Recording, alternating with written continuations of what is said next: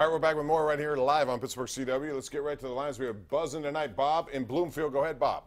Bob and Ron, how are you? I thank you for taking my call. Yes, sir. Anytime. One question I'm baffled with, and if you gentlemen could help me understand it, I would appreciate it.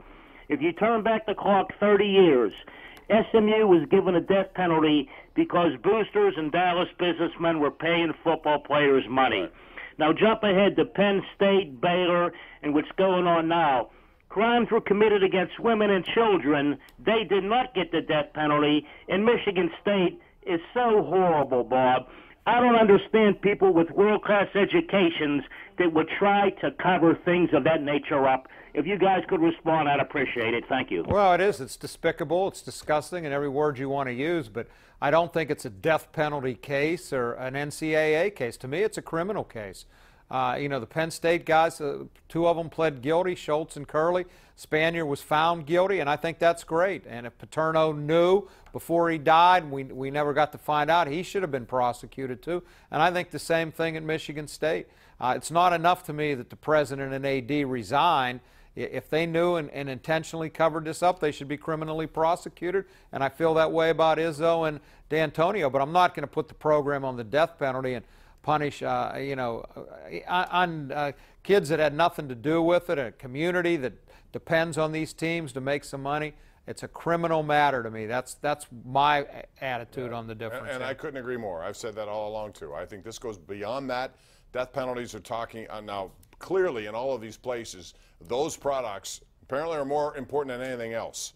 And that's the despicable thing. That should not occur anywhere, and it has in these three universities. So let's go out to line 5. That's Frank in Beaver Falls. Hey, Frank, how you doing? Good. How are you guys? We're good, thank you. I got to tell you, I'm in complete. I don't know what to do as far as the Super Bowl goes. I hate the Patriots, but I don't mind their fans. But I hate the Eagles fans, and I don't mind the Eagles.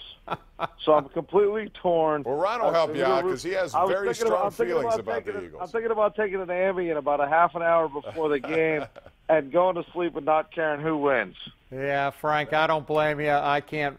The Philly fans are the worst I've ever been around. I haven't spent a lot of time in the black hole in Oakland. I guess they have a reputation too. To me, the Philly fans are the absolute worst, and they're hard to root for. And I fear for Philadelphia. They burn it down if the Eagles win. They burn it down if they lose. They don't know how to celebrate. They haven't had much to celebrate there. Sean in Penn Hills, you're up. What's up, Sean? Hello, yes. How you guys doing? I just want to know, I know their season is over, but what do you think that the Steelers should do on offense new this year coming up, and what you think they should do on defense this year coming up for them to get back on track?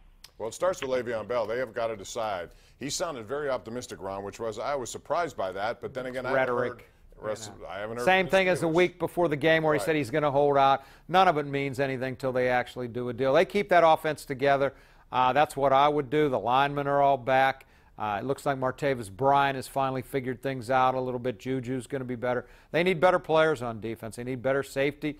You see the guy in the talent evaluator in a PG today said both cornerbacks, even Joe Hayden is past his prime, and you need linebackers inside. The Shazier injury, so tragic for Shazier, obviously the most important thing, but also very devastating to the Steelers. Let's go to Al in Duquesne, who joins us on line 3. Hello, Al. Hi, hello. I'm a Steeler fan in my 80s. Please excuse my voice. I've been listening very carefully to various programs and sports programs, and I'm just wondering, Haley made some really bad calls, people say, but didn't have to go through the coach Tomlin? Head coach is responsible for the product. He's involved in the game plan, and if he wants a certain thing run in a certain situation, yeah, it certainly has to fall on him. And then we hear after the season that he was much more involved calling even defensive signals during the game. I talked to Keith Butler before the playoff game. He said Mike's involved in all of our meetings. He's a hands-on head coach, and that's the way it should be. Munhall, next destination. Hello, Maryland. How are you? Hi, Bob. Hi, Rich. Thanks for taking my call. You mentioned before about the improving Penguins and how they needed to keep winning at home. Do they have a schedule that's conducive that will keep them home, and do you see any kind of trades in the offing for them? Well, that's going to go on until February 28th, the trade deadline. I'm sure Jim Rutherford will do something. The question is, at what level will he do it?